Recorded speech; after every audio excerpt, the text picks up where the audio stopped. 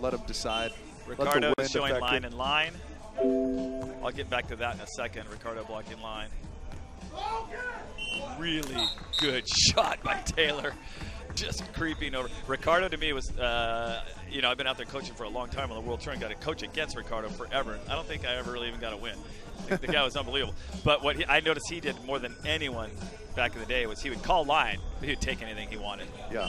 You know, he was one of the guys that the rule is, I'm going to just post up line, but I'm going to reach anywhere. If that ball's being hit like low. Big heat by Kamer. Taylor's in the right spot the last 3-4 digs here, but it looks like he's maybe one step shallow. Yeah. He's got the angle red, but he's been getting a hit way away from his platform. You can see the Mike Dodd dig right there. That's a habit that people have on the beach out of necessity to a certain extent, but I'm not an enormous fan of the bent arm kind of stuff. A lot of these guys really do a nice job, especially a guy like Taylor, who's an amazing defender. They do a nice job of using their arms as kind of a cradle against their chest a lot of times, and I think that can be very effective, but sometimes it also leads a little bit into a bad habit of swinging your elbows all over the place. Absolutely. Key point here, 19-18. Kamer being smart and going way high off the top. Looked like, again, the defense had him red on the right line, but the trajectories are being played with here. Another awesome look by this net cam. That thing is phenomenal. Yeah, in case you're wondering, this match is happening at a real high level over the net. Yeah. 19-all. Serve down the middle.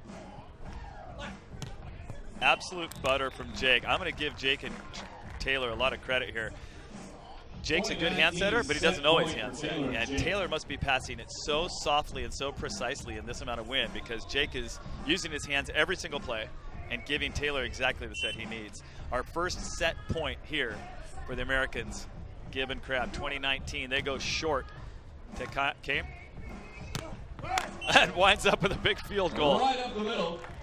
Yeah, on the setting, something, you know, Jake is a very good hand setter, and it's something that Coach Hildebrand the last 4 years worked with him a bunch on, just getting him, because, you know, to me, skill comes down to a confidence factor.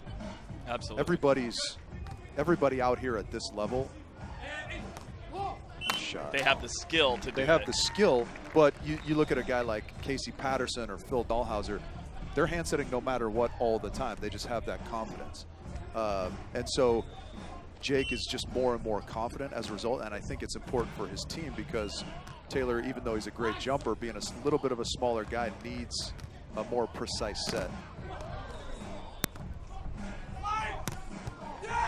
And that is the first set right there.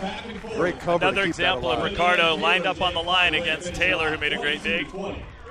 Set number 1. Ricardo blocked pure line on in the middle of that rally, but he dove all the way and stuffed that ball, but a great cover by Jake Gibb. The sappy veteran. Yeah, great cover. And just to wrap up on Jake's setting, I think without a doubt, he's the best transition bump setter in the world, in my opinion. I haven't seen better at chasing down balls and laying up hittable sets in transition off of digs than Jake Gibb, which is a wonderful combination for him and Taylor, in that Taylor's an amazing defender. So they're touching lots of balls, getting lots of opportunities for Jake to showcase that skill and score points for his team. Absolutely. I remember in the offseason of 2004, Jake had won his first tournament in 2004 with Adam Jewell, and was a left side player. And Stein Metzger was looking at different guys, Matt Furbringer, Mike Lambert, and Jake to play with for that next year. And that was one of the first things that he and I talked about. We were sitting at home watching a bunch of video, and it just kept getting proven over and over exactly what you just said. Is like Jake just has this knack. From day one, it seemed that he had a knack for knowing how to create the right line in transition. The line being the line from his platform to target, even if he was spinning or running off the net. He's had a great knack for the touch and the line of how to deliver a transition set. Yeah, that's kind of a perfect way to say it, because I almost think of him as an artist of sorts. And what I mean by that, this is kind of a story I've told before, but it's one of my favorites, because when I was working a little bit with him and Coach Hildebrand in 2014, I was like, Jake, it looked like he held his hands sort of weird, you know? Yeah. And I said, how do you hold your hands? And he showed me kind of the standard that you learn as a kid, where your wrist bones touch each other and your thumbs lay over the hands and everything. And I said, that's absolutely not even close to how you hold your hands. And then I tossed him a ball, and he did what he does, which is something different than that. And he was just, it comes so naturally. He's got that feel, like you were saying, that line of the set, so naturally that he was unaware how he even holds his hands when he does it. That's pretty funny. I could see that too. There is something a little awkward about how he does it. Well, you see it a lot on the beach too, like people grabbing a thumb and holding onto it, which creates a really solid platform. If your arms are capable of laying together in that formation, mine are about 6 inches one higher than the other, and I would shank every ball, whichever. If you held one thumb. Yeah. But for those of you out there listening, Rich had a long career with the U.S. national team. Was voted best libero in the world at least once, 2009? I got it in 2007 and 8. That was in World League. Yeah, so 7 and 8. One of the best diggers in the world too. What would your platform look like? I had kind of the standard, and then it opened a little bit to try and give myself some. Left hand in your right? Left hand in my right, yeah. And it left it open once in a while. Well, I think it kind of, that's another thing I've talked at length with Coach Hildebrand about is kind of like internally rotate your shoulders to give yourself kind of some more surface area on that platform. To get closure between your arms. Keep the thumbs like right next to each other. You get a little bit of a bony platform and a smaller surface area, and obviously more surface area the better, in that you kind of have some room to work with if you're not perfectly precise in your contact, right? Yeah. St. John used to be pretty kind of infamous or famous for that, St. John. Yeah, he kind of cupped it, right, and had like both of those forearms just scooping balls. Not always hand in hand, sometimes just hands next to each other to create massive surface area. That was a thing more indoor with us that I think is maybe less pertinent out here, where we, balls are coming at you so quickly sometimes that we would just say, open your hands and just like throw some paddles out and make an angle towards the sky in case it hits you, because you don't necessarily have time to throw that platform together in any formation. Men's side, this game's getting faster and faster every year. Here's a great replay. Jake Gibb going up on the right side. And Kame getting a little bit, I don't want to say lost on defense, but he's lost some of the reads he had in the first set. He's going to have to play Jake a little deeper and probably move in on Taylor and start playing him a little sharper. Wow. That's a gutsy shot against a blocker like Jake Gibb. Yeah. Just to challenge him underneath and slap it like that. And as you said earlier, Ricardo just looks like, no problem. That's I think his 19,875,000th side out in his life. So they serve Jake short for a new change, and he goes baby cut. Kame's all over it. Great footwork to go hit that inside set. Don't hurt yourself. And they score a real point. Starting to see some real points scored on the so-called bad side here, Rich. The game was won on the bad side as well. Yeah. Sometimes, so tell me how easy or how difficult it is as a coach or as a player to identify if the winds are changing in a match. As a coach, it's pretty easy. You were sitting there, but as a player, it's tough. I think that players often forget. They just feel the general direction of the wind a lot and stay with that and forget to do these little checks. As I had briefly mentioned before, I think you can, like Jake and Taylor have the wind in their face, but it could be in your face left or in your face right, which is a huge difference in trying to get your feet and shoulder to the attack. So they just check every once in a while, give it that little foot kick. Sometimes Jake does it. Is he going to do it? They'll give it a little foot flip, but again, that tells you what the wind's doing 2 feet off the ground. May not tell you what the wind's doing 15 feet off the ground here. As Ricardo goes around for a back set to the right, where he has also won many, many tournaments. I think he moved to the right the first time in 2001 to play with one of our coaches here in the USA, Jose Loyola. Ricardo had played left his whole career with Zemarco, leading up to the 2000 Olympics where he won a silver medal, and then moved to the right to play with Jose Loyola, who was definitely considered one of the best in the world in 2001.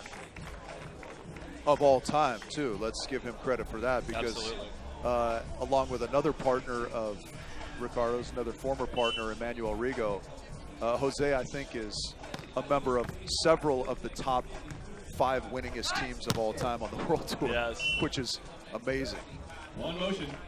That's okay. See Taylor getting hit in the chest again.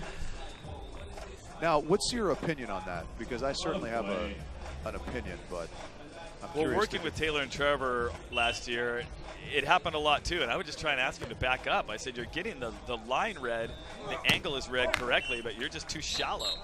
And he wanted to be able to pick up some cut shots, so he wanted to be a little shallower. But now I think he's been hit 5 times minimum in the chest on swings, and he hasn't come up at all with any of them. I think if he took one step back, he would, as you mentioned, be able to extend his platform and be a little longer and straighter out in front of him, and he's quick enough to still get that cut shot. Come on. One of the fastest guys on the beach, he and Nick Lucena. So I tend to agree with you there. One of the positive things I think I would take away from him getting hit in the chest, though, is his posture on defense. I like that even though he's kind of maybe crept in a little too much, he's still upright, and everything's in front of him, and his eye level is good. So I like that element of it, but you may be 100% correct that he's a touch shallow. Yeah, having that upright posture is huge on the beach. For any of you younger players out there, we don't want to defend necessarily how we might do indoors, or maybe have you been taught with the shoulders forward. We've got to have that platform out in front of us and have that upright posture to make this ball go high. Don't be afraid of the wind so much. Get that ball in the air. Oh, are you kidding me, Ricardo? Sweet shot by Ricardo. His wrist mimicking an owl's neck right there. Right? His hand might end up backwards there. That's as sharp as Taylor's was earlier, but he had to do it on a fast, low pass that was going to definitely end up in the net. Again, there's the line block, but he's diving into the seam of the court. We may get a replay here and watch. Yeah, one of the distinctions, going back to the defensive posture, that I like to make for younger players is, you know, we so often hear get low on defense, particularly indoor. And I like to make sure that kids especially understand that. Another nice block there from Ricardo. Back to back. Like low isn't a reference to how close my head is to the ground, right? Depth is determined in my legs. So we still want to have our head up so I can see what's going on. I don't need my face close to the ground. You want to stare at your shoes? Oh, wow. Ricardo and Fuego. Ricardo. He goes crazy owl head wrist, as you called it. Owl head wrist cutty to back-to-back stuffies and an ace. And I will say this, and I heard someone else say this once before, he was Phil before Phil. Ricardo was Phil before Phil existed. He did everything. He scored all the points from the service line, from siding out. He could hand set any ball in the world, and he could jump serve. Did he hand set in his heyday, Ricardo? Oh, yeah. Yeah? Yeah. It's interesting that he's gone away from that, because that's... He's so good at the roll bump set. I don't think there's anyone in the world that can roll the ball with top spin off his platform to such a precise window as Ricardo. Yeah, that's where I would certainly give the nod to Phil if I were making an argument. And comparing the two, I would say that Phil's hand setting is just so otherworldly. And he uses them so often. Yeah, and he uses them exclusively. But yeah, I was unaware that Ricardo used to be a hand setter. Yes, he can absolutely dish it. Sometimes I think he does the thing where he just pulls out enough of his tools to get the job done. You know what I mean? He's not going to give you the whole bag. Agree. Yes, yes. I think he's done that his whole career. And to an extent, Phil as well once in a while. I mean, that's rare air in the level of volleyball if they're playing for over such a long period of time. But I totally agree. It almost looks like he's just doing enough to get by with minimal perfection. And then when he needs to bring that next level, he absolutely can. I considered him the best player in the world for a very long time before 2006. And Phil became Phil. Ricardo, 13-9. And Jake a little upset that he didn't get a hand on Ricardo, just snuck it by him. Yeah, we call the doing just enough to win the Milton Berle theory. The who? The Milton Berle theory. Okay. It's kind of an outdated reference, but one of my favorite sports writers made it. Just enough to get the job done. Yeah.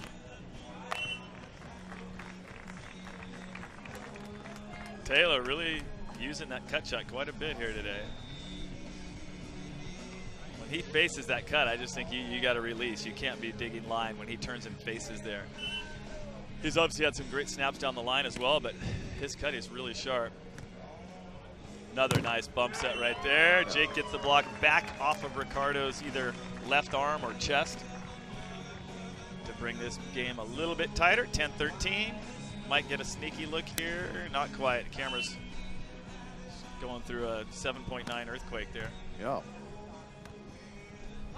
There's a set with a little more room. Taylor's deep enough. Got a long platform on it. That's the call? And so the call is that Kane touched that ball after Jake went for the pokey set. Kane says, I think that's the right call there. I hope we can get a replay on it here. Yeah, here we go. Oh, now's when we need the net. Now's when we need the net replay.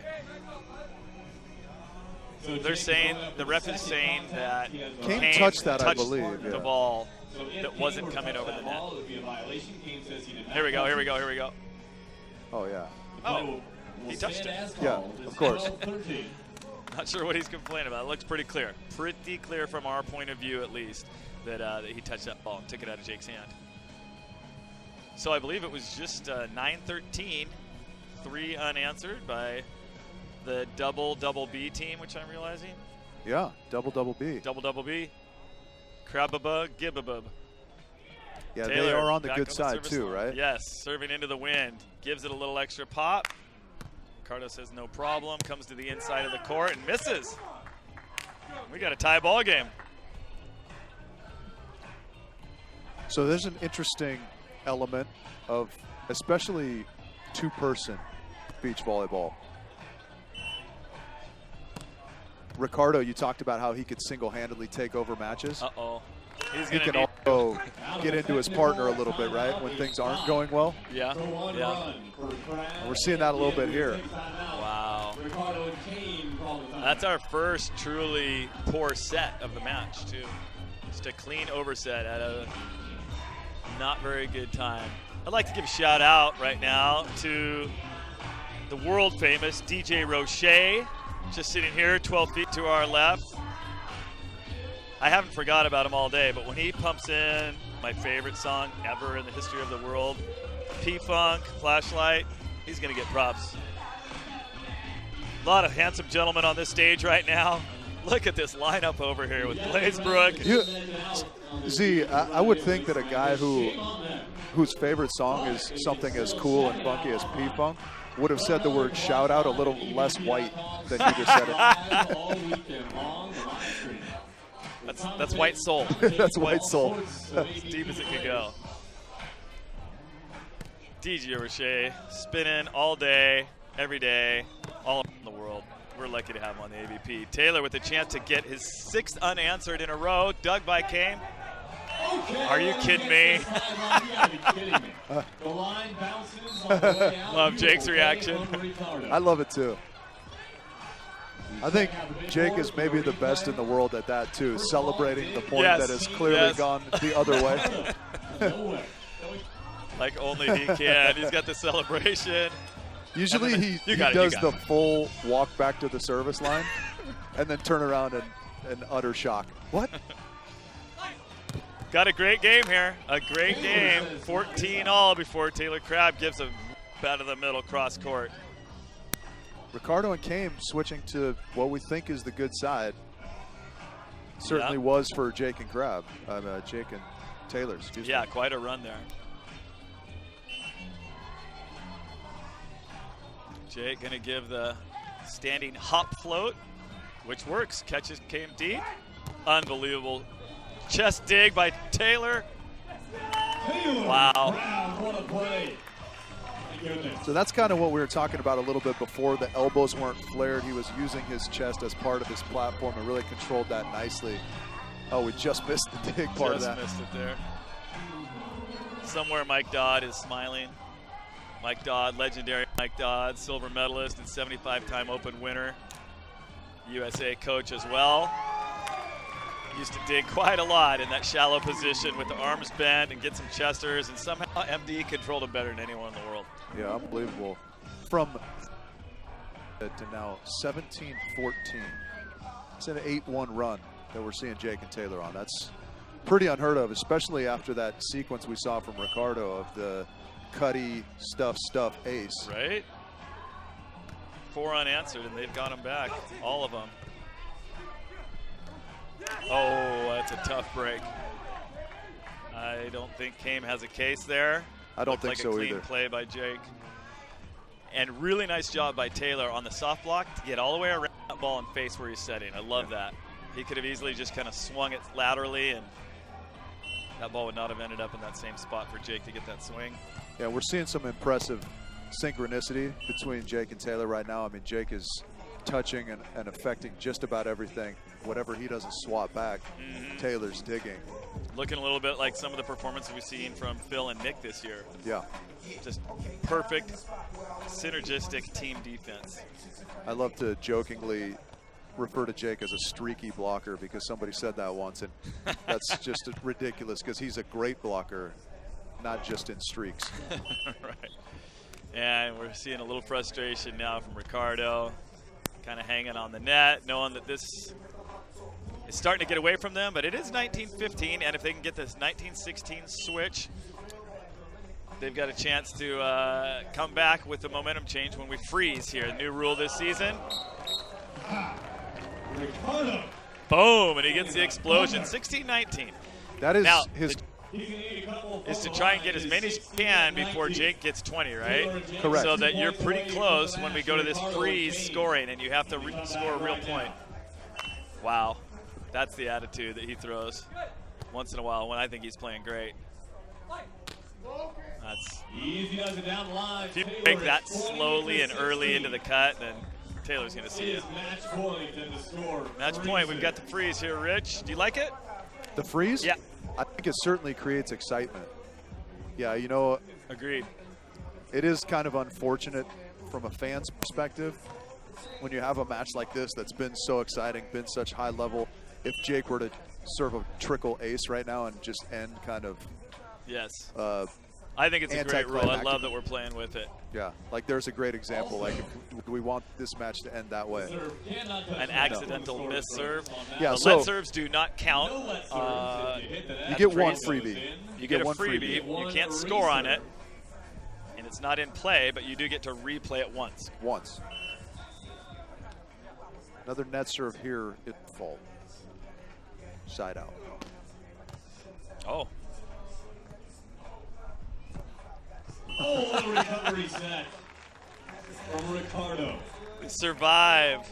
It looked like Jake's serve probably, I thought it was going to hit the tape. It looked like Kame might have thought it was going to hit the tape too because his platform came out really late on that ball to the middle. And they got away with it. Got to score a real point now. They go to Jake Gibb on the good side. He's running the wide set. Good solid play. First real point scored in the freeze. And for the viewers at home, Rich, can you tell them about how many serves and the switch and all that? So since this is the second set, which is a set to 21, every 7 serves, the players will switch sides. Regardless of the score. Regardless of the score. Just to keep it fair because that's how many points you're spending on any given side when it's rally score. Wow. There we go. 2 very similar plays for back-to-back real points for Santos Schalk. Jake ran the wide set both times, which again is kind of tough in this wind. With swirly wind, to get precise with the lateral direction of a set is pretty tough. I think both were good sets, but both caught the wind and died a little bit and disallowed Jake from taking a full swing. And players do that. Why? Why do we run the tempo sets to the pin? Inside middle sets. I think oftentimes it's maybe against a blocker of the caliber of Ricardo, I want to make him move or kind of get him in a less advantageous position against me offensively. Absolutely, absolutely, trying to get him to move. But right now, this wind is requiring tremendous preciseness for that movement of the set. And that's one of the scary things with a push set or wide set is when the wind slows it down and stops it from going out wide, and that ball never reaches your right hand. You've got to reach back into the court. You can't swing very hard. So he just went with 2 off-speed angle shots right to Kame. I guess one thing you hope as a defensive team is when they run that and it dies that you're blocking line. Because if you're blocking angle, they can just poke it right over you. Right, right. But because they run that line block, Kame is just sitting right into that soft angle position. Back-to-back points and a timeout.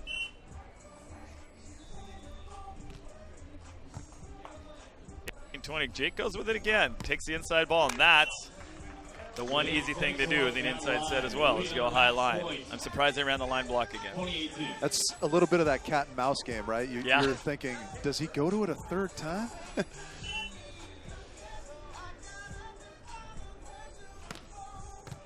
Good snap from Taylor. Kame coming right in the middle of the court, takes a look. Jake with a soft block. Uh-oh.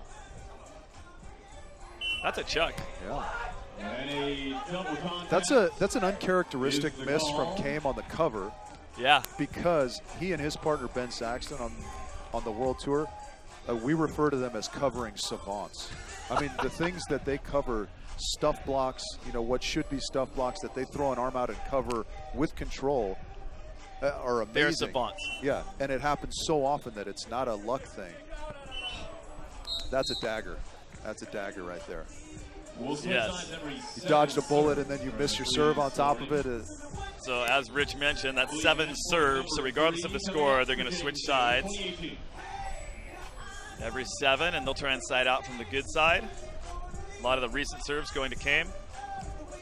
Jake's probably going to give it this standing hop. And looks like the call from Taylor is a palm. Should probably just be a seam block, ball seam. Might have been a 5 block, right? A 5 maybe is when you go over real wide, real early. It looked like a 5 where you're just kind of baiting the guy. You're showing him so early that he almost can't believe that that's where you're going to stand. Right. Ricardo, as you said, fooled. the cat and mouse. Yeah. Ricardo's like, I've seen that cheese before. Staying with Jake here towards the end of the game. Great set by Taylor. This side a little easier to get that push out, and Jake can take a full stroke cross court. You're going to get a great angle here on the replay. I find that one of the advantages/disadvantages to a good side, bad side, when you have a wind that's coming from one direction, like behind the court, is you get sets that are tracking towards the net versus tracking away from the net. Yeah. If I'm going in and expecting a ball to be on the net and it's blowing over my head, that significantly affects my range as a hitter, right? Huge. And Jake's on the side now where that ball is going towards the net the whole time off of his partner's hands. Yes. It's a lot of line blocks in a row for Ricardo. I'd love to see them try and run something different here, unless he's going to dive off the ball. I'd like to see him go for a rip here, too, into the wind. Kind of a vanilla snap. Taylor hadn't been looked at for a while. Really nice pass set, high line combo there. This is where their, what, 6th match point, I believe? Yeah. This is where the, I don't know, kind of lack of time together maybe for Ricardo and Kame can hurt them, because the communication on some of these block and defense plays seems to be. He's got the 5 block again. No touch? If there's no touch, Upper F saw it. Big wave Dave saw the micro touch. Maybe just a pinky nail. Yeah. Jake acknowledging it immediately after giving the emphatic no call off the hand of Kame. No. Yes. Yeah. Got to serve tougher than this. Another vanilla floater, but got him in a little trouble. Great roll set by Ricardo. And it is 19. Kame likes that little curveball, right, on his crossbody. He definitely has some right to left spin going on a lot of his swings. He's got some interesting mechanics with his attack that kind of leads him to that crossbody stuff more often than not. But he does it well. He kind of slices it thin, so it comes at you a little strangely. Oh, Taylor runs it down. What can he do off the net? What a play. Perfect choice. I mean, that's great, just speed and heads-up play by I think Taylor. that's the only swing that goes down, is that delayed flat high line. I just love that he's ready right there. Yes. If you're standing there watching the other side at all, that ball goes down and is a huge momentum swing for Ricardo and Cam, as they would have leveled it at 20. But now you're back on the good side and you still have another match point. A lot of wind in the face. Love to see him take a little swing here. Hit it hard. Kind of vanilla jumper. Ricardo takes a big look. Too long of a look, I think. See how long he looked at the court? Really long. It's too windy out here to look away from the ball being set that long. And so he got the ball, his contact on his shot was really low and got touched by Jake. And I'm in utter shock that Cam didn't cover that. I'm being dead serious. I can't believe he didn't cover that. It was a very coverable ball. In any event, a very, very high-level match there. We saw the advantage from a fan's perspective of the freeze, in that they were able to make some excitement into that match when Jake and Taylor would have otherwise just sided out and the match would have been over. Absolutely, and if Taylor doesn't run down that broken play the way you like there, then it's 2020. Yep. We get a totally different ball game.